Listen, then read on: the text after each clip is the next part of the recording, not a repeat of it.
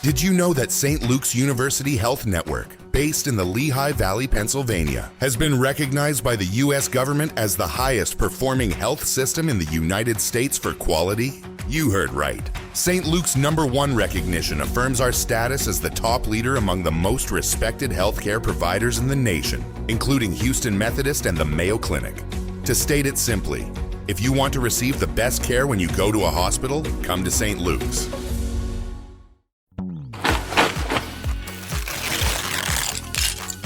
I love it! A Lego set is a gift that always clicks. And clicks. So beautiful. And clicks. For kids who love to create, choose a Lego set. A gift that always clicks. The More Money Show with Steve Moore on the Red Apple Podcast Network. Hello, folks. This is the More Money Show. That is the official theme song of the More Money Show for the last 3 years, and we're here to help you make more money. We talk about finance, we talk about economics, we talk about a little bit of politics on this show. We've got a great show lined up, by the way. We're going to talk to Judy Shelton, who's one of the top economists on monetary policy, to figure out what the Fed is going to do next with interest rates and the money supply. She has a great book called Good as Gold. And I used that term on Fox News this morning when they asked me what should the Fed chair, the new Fed chair, Kevin Warsh, who will be exceptional, by the way, what should he do? And I said, make the dollar as good as gold. And it just so happens that's the title of her book. So I can't wait to bring her on. Later in the show, we'll have French Hill come on, a congressman who's going to tell you about the financial situation in the country and what we can do to lower housing costs. But I want to start with some opening comments about just the topics du jour. By the way, we are live. We are in color. We'll try to squeeze in a few of your calls later in the hour if we can get them in. We've got a pretty full show, but we are one of the very few stations that is live and in color. So one of the things I'd like to mention is Trump's trip to China. We don't know all the details of what was agreed to. It appears from what has been reported that Trump has walked away with a big victory here. He has secured tens of billions of dollars of commitments by the Chinese to buy more American products. You know, China has a record high trade surplus. They are not playing by the rules, folks. They are not playing by the rules. They are not opening up their markets, and Trump went over there, got that to happen. But I have to say this about China. China is the new evil empire. We cannot trust them. It should be trust but verify, as Ronald Reagan used to say when he was negotiating with the old Soviet Union. And they are involved in predatory practices in terms of their trade policies. They are saber rattling and threatening to invade Taiwan. I don't know what our response in the United States would be to that, but they are the one beacon of freedom over there. So Taiwan, then, not China. I mean, Taiwan, exactly. And so we have to make sure that China does not take over Taiwan, because that would be a disaster for freedom. So these are bad people. And, you know, I know that they had a lot of pomp and circumstance and a lot of smiles and a lot of parades, but we have to realize we're dealing with an enemy here. And I think most of you would agree with me on that. And I'm not talking about the Chinese people. I'm talking about the Chinese government led by President Xi, who is a communist. So let's be careful. That's my advice to Donald Trump. Be careful with the Chinese. I'm glad he was very tough with them, and he did seem to walk away from the negotiating table a victor. And who's surprised by that? Nobody, because he is the art of the deal. The other thing I wanted to bring up before we take a quick break is earlier on the show, on the previous show, Larry Kudlow's show, we were talking about fraud in government. And it is an epidemic of fraud. You all know this. I talk about this every week, that hundreds and hundreds of billions, not millions, by the way. That's the problem with government. It's so big, people think, oh, it's hundreds of millions. No, hundreds of billions of dollars. It could reach $1 trillion. By the way, $1 trillion is $1 million. So these amounts of fraud and waste and duplication and outright thievery of the American taxpayer are out of control. Democrats want to do nothing about it. They have done nothing about trying to bring bring this fraud under control. And in fact, they blame the whistleblowers, not the people who are involved in the fraud. And so there was a story today in the weekend Wall Street Journal about all of the fraud in the Medicaid program. And I'm just going to look this up for a second because it's amazing what they're spending money for. So what they found was that the Medicaid program, that they found 1.3 billion in just a few days. They found $1.3 billion of fraud. And that's just what they found already. But here's the most amazing thing. In the article in today's Wall Street Journal, that I can't believe it. You're not going to believe this is true, folks. I mean, I don't know if we should laugh or cry. California, this is a quote, a direct quote from the Wall Street Journal. California pays for, quote, traditional healthcare practices, unquote, including, are you ready? Tribal prayers, services, exorcisms, and herbal medicines. Exorcisms? How is exorcisms covered by the taxpayer? So, I mean, this is outrageous, really, truly outrageous. And it goes to show how much money is being thrown out the window. And what I said, I'm going to repeat. I said this on Larry Kudlow's show in case you weren't listening. I think that we got to start. It's not enough to recapture that money. And of course, we have to do that. We have to recapture the money. We have to shrink these programs and get rid of the fraud. I think we could cut the budget by hundreds of billions of dollars if we did that. But I want to start to see some of these criminals, and they're criminals. They're stealing. It's no different from if I came up with you with a gun in my overcoat and stuck it in your belly and said, give me your wallet or your life. That's what these people are doing. They're stealing from us in the hundreds of millions and billions and tens of billions of dollars. I want these people thrown in jail. I want the FBI to come into these fraudulent daycare centers and the fraudulent, food services things and go in there and arrest the people who are stealing the money, because it has become an epidemic. And this is no different than if a burglar comes in your house. You don't just get the money back, you put those people in jail. And I think that would send a loud and clear message to these fraudsters. We're coming after you. We're not going to let you steal hundreds of billions of dollars from American taxpayers, especially we're running a $2 trillion deficit. So you can tell, right, folks, I feel very passionately about this. I've spent my whole career looking at the federal budget. It has grown from $1 trillion to almost $8 trillion. And now we've got $1 trillion of that at least $1 trillion of the budget is fraud. And by the way, it's also in the Pentagon. It's everywhere. Every program has fraud and redundancy. Get rid of it. And how dare the Democrats talk about raising taxes until we start eliminating all the fraud in government? Just giving the government a bigger allowance, that's not going to get rid of the fraud, folks. And it is stealing. It deserves a jail sentence. All these Somalian people in Minnesota that had fraudulent daycare centers with no kids. Yeah, put them in jail, put them in handcuffs and take them out. That would send a signal that we're mad as hell and we're not going to take it anymore. All right, folks, we're going to take a quick break. When I come back, we're going to have one of the top economists and financial minds in the country, in Judy Shelton. She's going to tell you everything about what's going on with money. So stay with us. We're live. We're in color. This is the More Money Show. The More Money Show with Steve Moore on the Red Apple Podcast Network.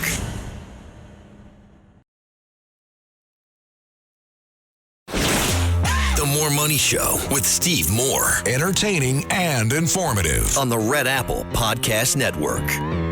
We are back, folks. This is the More Money Show. I hope you're having a wonderful weekend. Where I am, it is absolutely gorgeous in the Washington, D.C. area. I hope it's beautiful where you are, too. These wonderful spring days. You just love it with balmy temperatures and sunny skies and sunny and blue skies. I love it, love it. So I'm going to go for a long bike ride as soon as we're done with this show.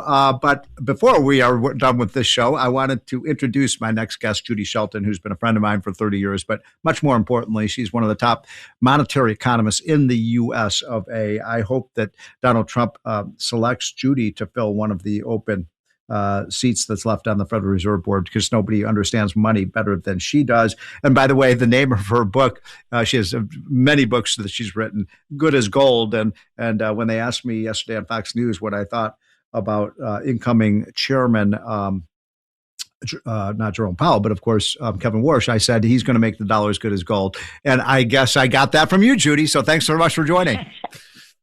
Well, Well, thank you, Steve. You're so nice, and I consider my greatest honor being friends with you for 30 years. So well, thank you. It's you and me and Larry Kudlow and Art Laffer and Steve Forbes, and we're the where's the next generation of strong dollar, free market supply siders who want to cut taxes. I hope they're coming because we're getting older. Well, I hope they're out there. It's kind of a radical concept that it's your property right to have dependable money. Exactly. And I think our founders would have understood. So maybe we have to go back to the future. So I've got a lot to talk to you about, and so let me just get right down to it, Judy. First of all, I was just reading about Jerome Powell. What is he going to do? They said he's going to stay. What is he chairman until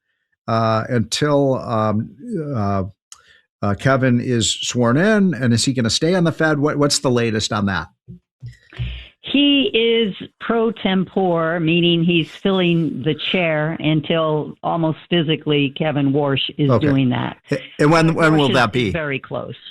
Well, he's been approved by the full Senate, voted out of committee.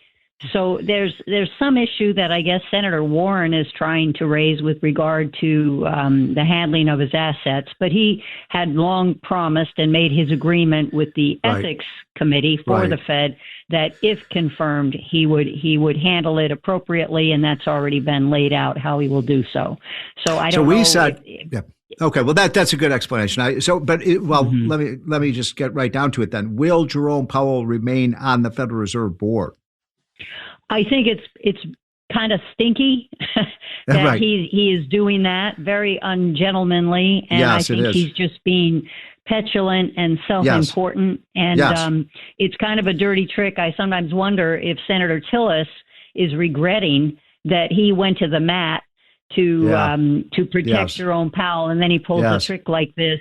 But he can officially stay until the end of January of 2028, which is a long time. Yeah, it is. That'd be awful. It would be awful and unprecedented. Everyone always mentions Mariner Eccles, but that was under completely different circumstances where the president asked him to stay on. Well, I've always said Jerome Powell has a lot of class with a capital A, so this is very typical of him. But his, look, he is one of the worst Fed chairmen we've had in many decades, and thank God he is leaving. So I have another question that I'm getting asked a lot by my listeners and the readers of our hotline, Judy, and I have to say I'm stumped on this one. So maybe you can explain it. So we've had, obviously, because of the conflict in Iran, we've seen a big increase in oil prices, about a 50% increase in 40 to 50% increase in oil prices, and obviously you're seeing big. That's filtered into higher inflation, as we learned this week. No surprise that prices are starting to rise because energy prices have risen. And yet, here is the puzzle to me, Judy, which is the gold price has fallen while the oil price has been rising. Usually those two would go in tandem. Remember in the 1970s when we had the huge increase in oil prices, the gold price also spiked. And when you have higher inflation, usually the gold price rises, it doesn't fall. So do you have any explanation for what's going on with gold? Well, I think it's a good question, but I've never really felt like it's a perfect correlation there. Okay. That is, it's not just an absolute trade-off, and there are other factors. The price of gold has been really affected in recent months by central bank buying. Right. And so sometimes we don't get the real numbers on that until quite a bit of time has passed. Sometimes never, in the case of certain countries, won't divulge their gold holdings. Right. So I think that's a factor. I see. And it also may be that every time we get sort of positive information about how we'll be sitting pretty in terms of the oil price and our own energy capabilities, once we get through the Iran crisis, I think that there is a tendency to go along with that and even accept that it may temporarily influence the prices of other goods. We know energy is a big factor throughout the economy. But overall, I think people expect the price to come back down. And I think markets are kind of keeping the faith in that regard. So the now Kevin Warsh, who will be in probably in a matter of weeks, hopefully, as the Fed chairman, has a big decision about what to do with rates. You and I, and probably everybody listening to the show, knows that Donald Trump would love to see a rate cut. But I personally am. I know people have different opinions on this. I'm personally somewhat skeptical of a rate cut right now, given the consumer price index and the producer price index numbers that came out this week that showed an increase. And so, what do you think Kevin Warsh should do, and B, what do you think he will do? I think that he should proceed on his plans for a supply side orientation at the Fed that would work in tandem with economic growth. So I kind of had this out with our mutual great friend Larry Kudlow on his show recently, because I still do not think that the Fed should be imposing restrictive interest rates. And what Kevin Warsh wants to do is two things, and it's going to help illuminate why the Fed's mechanism is not working to provide access to capital to an economy that would otherwise be relying on small and medium-sized businesses to expand growth and keep employment high. And I think that the issue is, what you want to do is sell off the portfolio. We know the Fed's footprint is too prominent in financial markets, but that is technically the opposite of quantitative easing, which quantitative easing brings down the interest rate. So to do that, you're actually putting pressure. You're raising the interest rate because you're increasing the supply of treasuries out there, and that means the price will come down, which means the yield goes up. So why does the Fed countering that? Yeah. Why does the Fed need to lower its balance sheet? Explain that to our listeners about why that's an important thing to do. Well, the whole thing of that happening goes back to 2008 and the global financial crisis. And as an emergency measure, the Fed was allowed to pay interest on bank reserves. Now, when the Fed purchases treasuries, it creates by a keystroke an increase in the reserves. Those are the cash balances that banks are required to keep on deposit at the Fed. But then the Fed didn't want those to cause banks to be able to lend more. That would increase economic activity, which to the Fed means you're causing inflation. So the Fed wanted the ability to coerce banks to leave the money sitting there doing nothing. So the Fed is paying right now their target rate 3.5% to 3.75% interest on a risk-free, government-guaranteed overnight cash balance of banks. So, Judy, in our final seconds, are you bullish on Kevin Warsh to get a good chairman? The More Money Show with Steve Moore on the Red Apple Podcast Network. The More Money Show with Steve Moore. Entertaining and informative. On the Red Apple Podcast Network.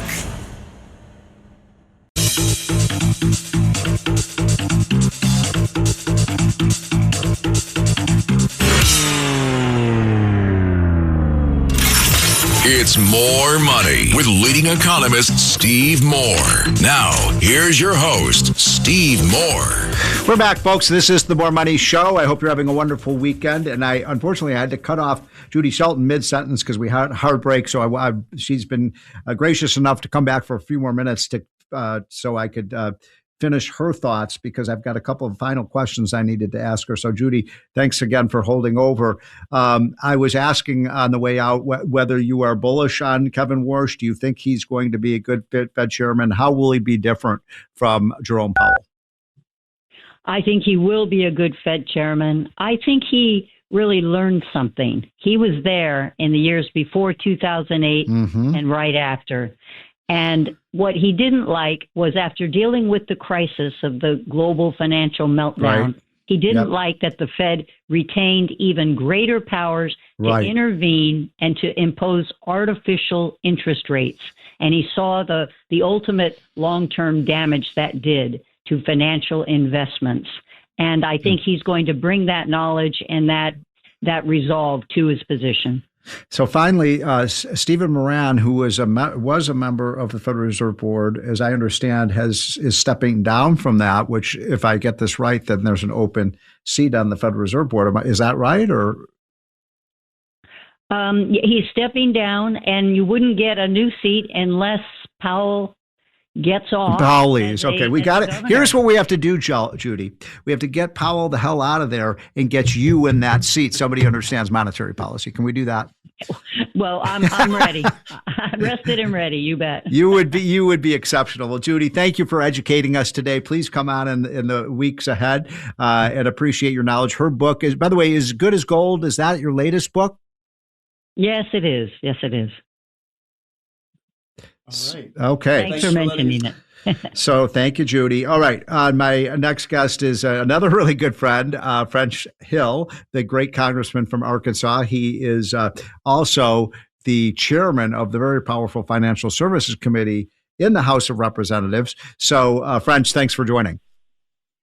Steve, it's great to be with you. Great to hear Judy's voice, too. Enjoyed your interview. So I now at Financial Services, you also have some oversight over the Fed, do you not? We do. We oversee the Fed and its monetary policy operations and its bank supervisory function in the House. And we let the senators do that as well, but they have that very, very important civic mission of advise and consent. Right. So, you heard it. If we get another opening, I think Judy Shelton would be an exceptional member of the Federal Reserve Board. So I'm just adding my 2 cents on that one, not lobbying you. Excellent. Well, she's got the right track record, as you say. People that understand fully the monetary policy mission is critical. And we're opening a new chapter in financial history in the United States as we swear in Kevin Warsh as chairman. And I think it's, I hope, a chance to reassess our whole approach to monetary policy and supervision that we've had since the 2008 great financial crisis.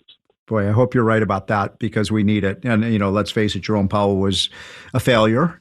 He's the one who let the inflation go up to 9% under under Biden, and we've just had a seesaw monetary policy. And so I have to say I'm very happy that he is leaving. Have you gotten to know Kevin Warsh at all? Have you met with him? I have. I've met with him, and he and I were on a panel together last May at the Reagan Economic Summit at the Reagan Library. Yep. And I've read his materials. I've watched his work over the years. I think he brings a really fresh perspective. And, importantly, and I think all your listeners should think about this, not only does he have a successful track record in the private sector, he understands macroeconomics at an academic level, but he served on the board before during a difficult period. And I think those three things really prepare him for this mission. So, here's I've got a little bit of anger about this, Congressman, because I'm talking to French Smith from Arkansas. He is so well qualified. He's a great man. I've known him for years. I have nothing but the highest respect for him in terms of his knowledge and his integrity. And what's going on? 45 Democrats in the Senate voted against him? Do they hate Trump that much? Well, and this is my point. When you see someone with those qualifications, I would expect Democrats to step up and do their job and recognize that the President Trump conducted with Secretary Bessent a rigorous review of potential candidates, and they made a good selection. They did. So to just make it partisan in the face of continued economic challenges is ridiculous to me. And speaking, I could not agree more. And you're just confirming what I've been saying as well. So let's see. Now we do have inflation that's creeping up again because of the high energy prices. And one of the reasons I wanted to bring you on the show, and I know how busy you are you have very little time off. So thank you for coming on a weekend. But you have a bill in the House, which I've looked at. I think it is a very strong bill to deal with the housing situation. And we have a shortage of housing. Housing prices are rising. Congressman, I have 3 sons. 2 of them are in their early 30s. They can't afford to buy a house. I bought my first house at 31 for $125,000. You couldn't come to find anything like that. Now, even with inflation, it'd be hard to find something like that. So what do we do about the housing crisis And what would your bill do to help make housing more affordable? You bet. It's so important. And this is a bipartisan bill, and both the House and Senate want to do a housing bill. They want to tackle two things. They want greater accessibility of housing, which is the supply issue, and they want to tackle the affordability issue.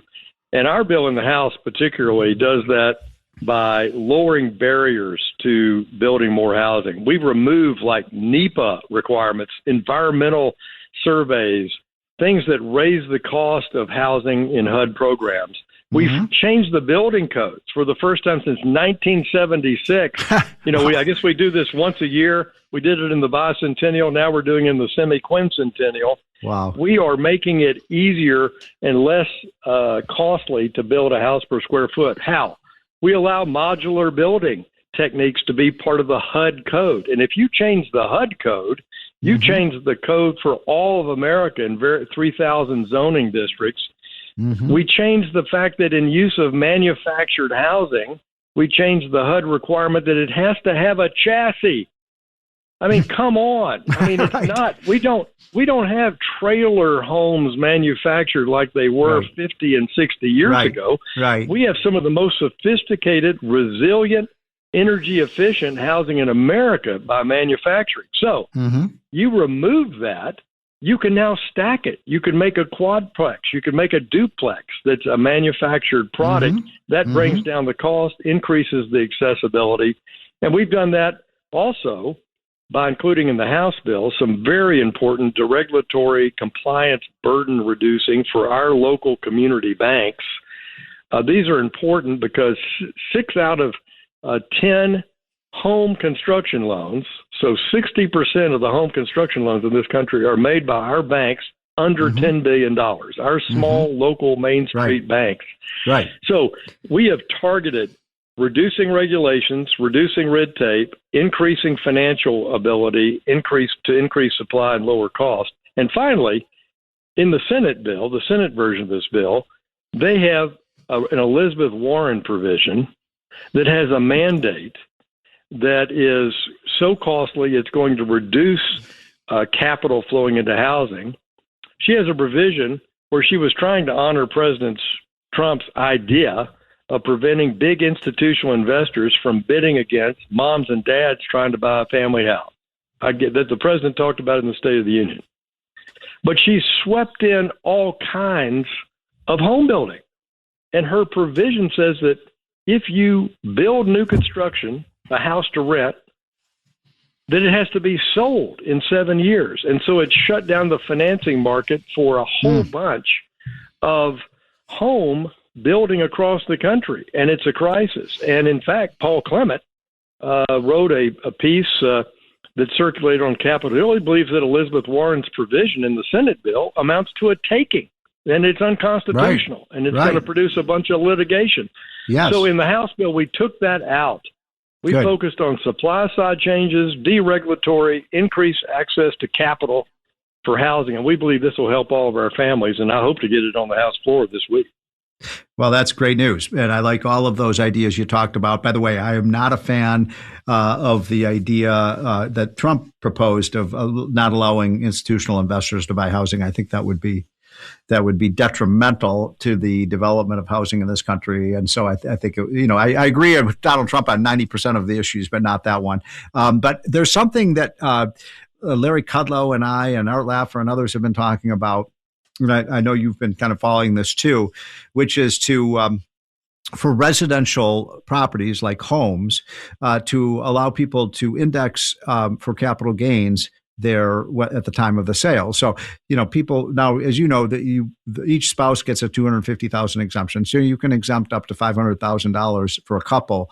But, many people have had $1 million gains on their homes, and they are basically the tax code essentially effectively prevents them from selling their home.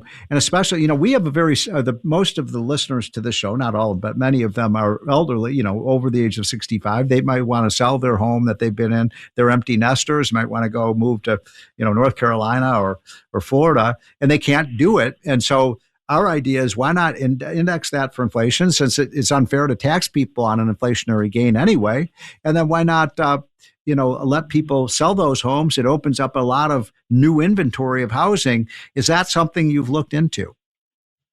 It is. It's something that there's a lot of support for in the House. And if we use a budget reconciliation 3.0, yes. I think that's a terrific idea. The last time that number was indexed and adjusted, I think, was back in 1998. It's been a long time. Yep. Three decades ago. And you're exactly right. And that unlocks supply. Huge. Because the transfer of that house to a new young couple starting out facilitates the economy growing, facilitates them having a home, allows that selling couple to relocate, downsize. They now have cash to downsize and remodel and travel. I mean, it's an amazing economic impact. And I'm hopeful that we could do that. I think it's an elegant idea. Others have suggested rental home owners over 70 that own units, maybe they too could get some capital gain break as they retire and sell those those homes that could be used for single family occupancy, that they too might have that. So these are some of the tax-related ideas we're looking at on the supply side. Well, by the way, if you did the plan that Laffer and I are talking about, you would actually raise revenue for every single time for the last 60 years we've cut the capital gains tax because of what you described, the unlocking effect. You actually get more revenues. I'm sure you're aware of this. You're a supply sider as I am and Laffer is, but you would actually, we estimate you could raise, if you were basically giving people, say, a 2-year window, you can sell your home, you don't have to pay a tax on the inflationary gain. We estimate you could raise $100 billion. So you would free up housing. You'd have more money for because remember, people forget this. There's a way around paying the capital gains tax on your house. You die with it. So it's the dumbest system we have right now. So a lot of that money would never be taxed. So that's something I hope you'll keep in mind. And by the way, I want to come and visit you and talk to you more about this because I think this would be an exceptional thing to do. The other question I have for you is this is tricky because you don't really have control in the House of Representatives over local zoning ordinances. But our research shows that a lot of the problem with the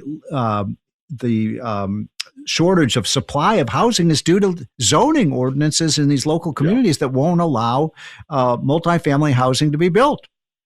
Yeah, no, it's true. You see the NIMBYism, not in my backyard, run amok. And we have talked about, and in the bills, we've had debate over how do you have carrots and sticks to encourage lower costs, because the National Association of Home Builders estimates about 28% of the cost of a single family home is regulatory overhead costs from zoning, development fees. And so by the way, so you're talking about if you buy a $300,000 house, you're talking about maybe $50,000 of that cost being regulatory. Yeah, in certain markets, and it's higher in multifamily. Wow. And this is penalizing directly that per square foot, and therefore the rent needed to have a 10% return, right? And therefore you see the pressure for higher rents.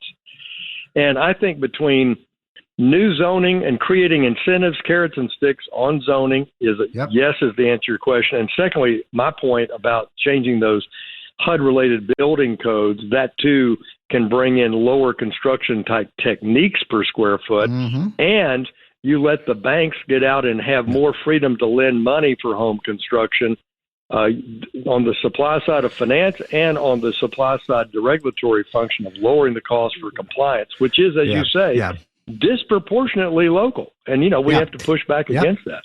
Well, I've been talking to French Smith, who's one of the top guys doing housing issues. Thank you so much I want to come and visit and talk to you more about this, because you're a star on this, French. And thank you for all you do for our country, folks. This is the More Money Show, and we will be back in 1 minute. The More Money Show with Steve Moore on the Red Apple Podcast Network.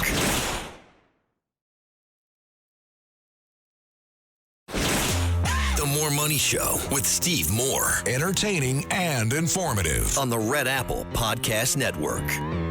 We're back, folks. This is the More Money Show. My gosh, the hour is almost up again. It's unbelievable how fast, when you're having a good time, the time really flies, doesn't it? So I want to thank, by the way, both of my guests today, Judy Shelton, the great economist, and French Hill, who is really a superstar on Capitol Hill. We were talking about housing with French Hill, and I like his bill a lot. I think it would help bring housing costs down. But, I want to mention to you all, I think I've mentioned this on the show in previous weeks, that I'm on the board of a company called Lightspeed. And look it up, folks. Go to the internet if you haven't heard of Lightspeed and look up this company. It's amazing. We build housing. We're a housing construction company. We build housing with robots.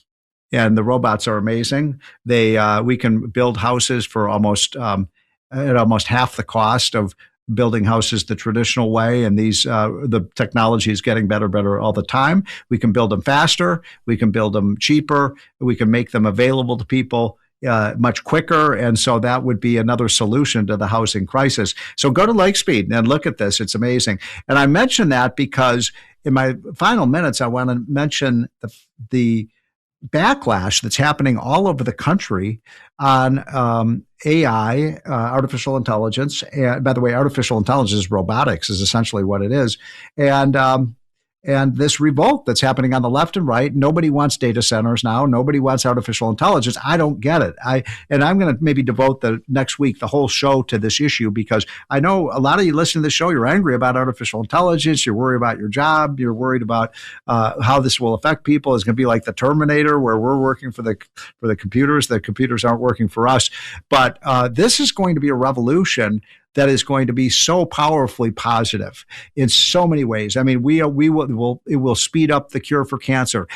People who are blind will be able to see for the first time in their lives. People in wheelchairs will be able to rise out of their chairs for the first time in 20 years and walk. I mean, these new technologies are incredible. I've seen it firsthand, and we need to speed it up. A lot of the diseases that we all have feared, for the beginning of mankind, can be cured with these incredible innovations that are coming. We will see a lot of castles that people used to live in. Everybody's going to have a castle because the cost of building things will be so much lower. So I know people are afraid of it. Now, the idea that data centers are going to cause all sorts of problems in your community, like the drinking water and so on, that's a mythology. Remember, that's what they said about fracking. Remember when the fracking revolution happened? None of it was all just scare tactics. So we need to get people to realize that this is an exciting time to be alive. One of the most exciting times ever. The kind of new things that are coming are so exciting. And many of us are too old to see this to its end point. I'm 66 years old, but just think what life will be like 25, 30, 40 years from now with these incredible technologies. Now, of course, we want to make sure that we are managing that technological improvement. But most importantly, here's why I want you all to, if you're against data centers, think about this.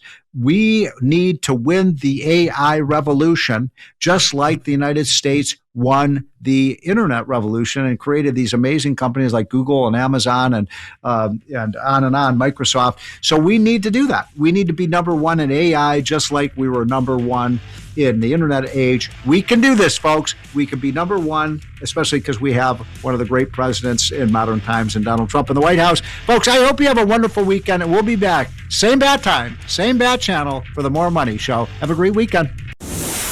Thanks for listening to More Money with Steve Moore. You can hear More Money with Steve Moore Saturday afternoons at 1. If you like the podcast, share it with your friends and listen anytime at WABCRadio.com and download the WABC Radio app. Hit that subscribe button on all major podcast platforms. Plus, follow WABC on social on Instagram, TikTok, Facebook, and X. See you next time for a new episode so you never have to wonder. What the heck is going on here?